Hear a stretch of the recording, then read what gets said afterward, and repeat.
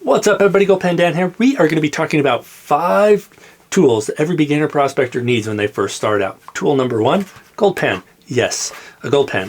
It doesn't matter if you're a new prospector or a seasoned prospector, every prospector needs a gold pan. Mainly because when you first get to a location, the first thing you want to do is find out where the gold is around there. So you want a test pan. You're going to be lots quicker to run just a couple test samples here and there instead of pulling out equipment and setting it all up to find out there's no gold. So always want to start with a gold pan.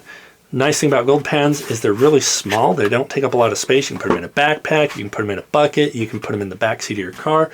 They're just nice to have. And then tool number 2 is a shovel.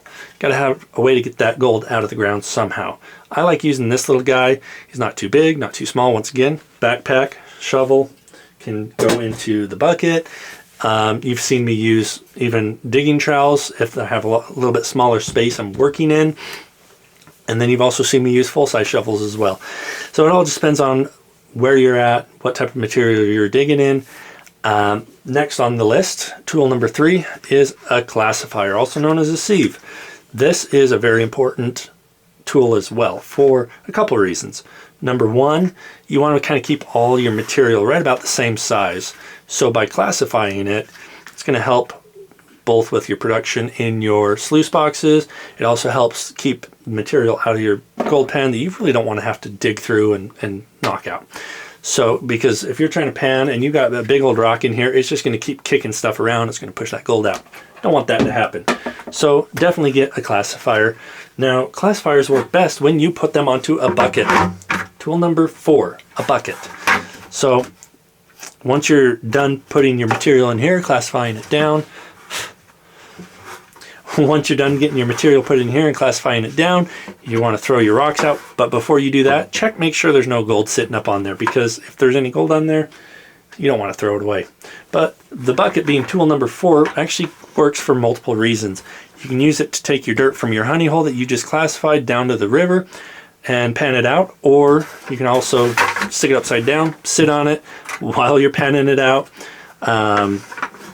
Or you can take all your concentrates home at the end of the day. You can put all your tools in it. It's easy to carry around a bucket. Just take that with you wherever you go. So that's 4 of the basic tools that you need. Now, tool number 5. What is tool number 5 going to be? It's really not so much a tool, more as a device of holding your gold. You kind of want to have something that you can put your gold into when you're out in the field. Now, you can get them in glass, you can get them in plastic. I mean, people use old medicine bottles. I wouldn't suggest using glass if you're out prospecting, just because if you drop it, it's going to break. You're going to have gold everywhere, and you're going to have to redo all that work you just spent doing. So my suggestion is to start with some plastic ones or just some old medicine bottles, or even if you get a snuffer bottle, you can always use that. Keep it in there while you're out prospecting. When you get home, then you can clean it up, put it into, little jars like this guy here where I've got my gold. Well, guys, that's the 5 tools you need when you first start out. If you like this video, go ahead and hit the like button. Subscribe if you want to see some more videos like it. I'm going to be talking about how to use gold pans. I'm going to be trying different types of gold pans, and I'm going to be showing you how to get gold. I'm going to be showing you where to get gold. And speaking of, have you ever wondered, is it worth signing up for a prospecting club? Well, watch this video and you'll find out. Anyways, see you in the next. Have a good one.